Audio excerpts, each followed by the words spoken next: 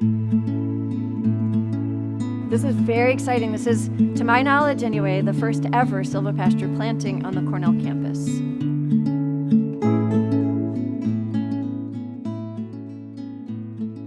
Silvopasture is just the productive combination of livestock with grazing land and trees. But the approach that I'm most excited about, because I mostly have open pasture on my farm, is to put trees into pasture. We planted 60 trees. It was pretty cool because it was a bunch of different groups of folks coming together. We had apprentices from all over New York, folks in different types of programs. We had extension.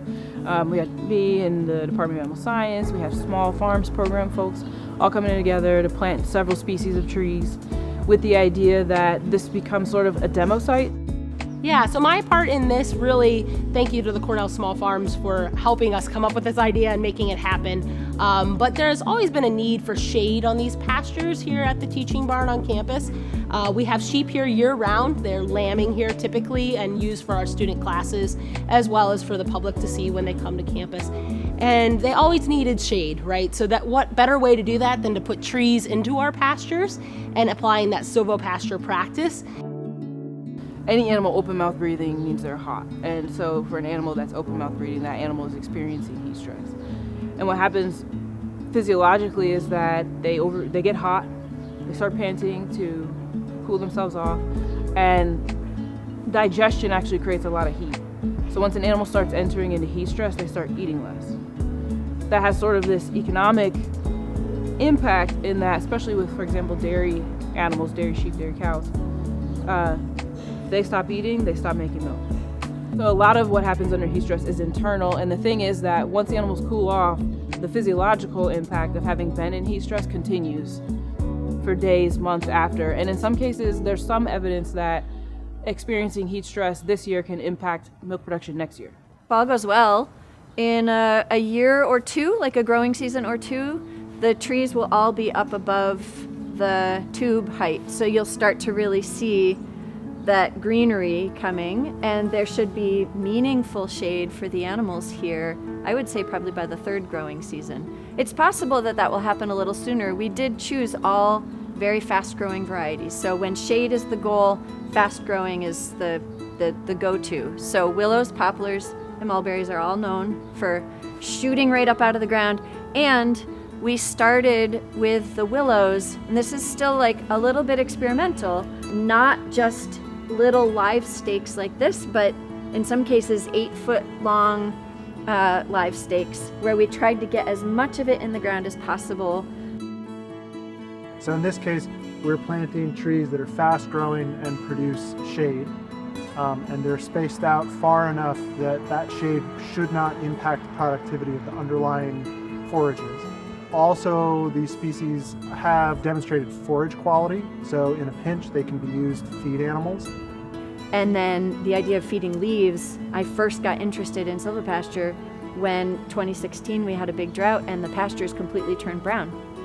Like, what was I going to feed my animals? Well, all of the shrubs and trees growing still had green leaves. And I put my animals in a part of our farm that was like still brushy old field and had lots of undesirable things growing, like buckthorn and honeysuckle and pine trees and rose. And in a couple of weeks, the animals cleared everything up to 4 feet. Basically, they ate every leaf off of all of those trees and came out of that area looking fabulous, glossy and sleek and fat and happy. So that was like a light bulb moment for me of, wow, I could be growing trees that have such extensive root systems that they can remain green even when there's a drought, and maybe feeding those leaves to the sheep. Trees are one of the largest carbon reservoirs, right, on Earth. And so trees store a tremendous amount of carbon both above ground in the trunks and in the branches, but also below ground. So that has the potential, particularly in livestock systems, to foster some soil carbon sequestration. So that's kind of gotten a buzz lately as we think about climate impacts of food and agriculture. The incorporation of trees into pastures can help offset some of the emissions, some of the greenhouse gas emissions or the climate impacting emissions from livestock systems. The presence of the trees also feeds microbes in the soil, jumpstarts biological activity. That biological activity in the soil not only contributes to soil carbon sequestration, but enables the plant to take up nutrients. I think one of the challenges, though, is that it takes a long time to establish trees. And that means two things. One, there's a long time before you see any benefit, whether it's economic or environmental, in terms of carbon sequestration or shade.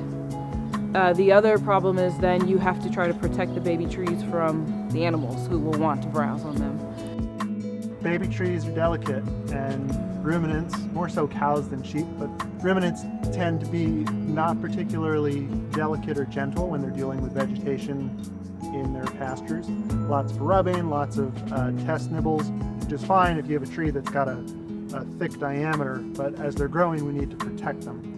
Tree tubes, which you can see behind me, are these just look like these white sticks, so that's surrounding the trees and provide a little bit of protection. But ruminants are likely to try to rub up against it, so we have electrified them. So each of those tubes, we have a line that is hooked up to one side of the fence that's hot, and the line goes across the top of each of those tubes, and then from there is a single strand that wraps the tube. So if any particularly curious sheep goes to smell the tube or rub up against it, it'll get a little shock and decide, hey, it's not worth it, we'll just stay away from that. So the electrification is high enough that people can go underneath and animals can go underneath. So you have electrification throughout the field without really impacting its navigability.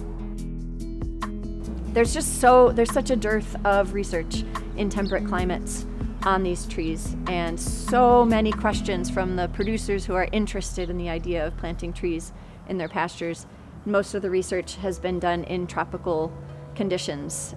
We chose this field because it's so visible, and of course, this being Cornell, there's lots of animal science students and vet school students who come through here, and I think this will be an amazing tool just to expose those students to the potential for trees in pasture.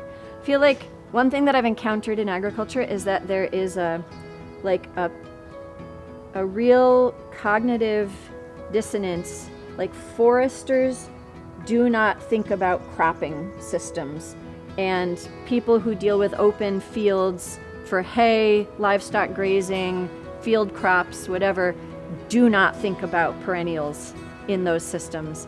And so part of what we are doing as we push into agroforestry is try to expand those paradigms or shift those paradigms to help people understand that it doesn't have to be that, like, you work in open fields and I work in forests and never the twain shall meet. Like, they can and do benefit each other.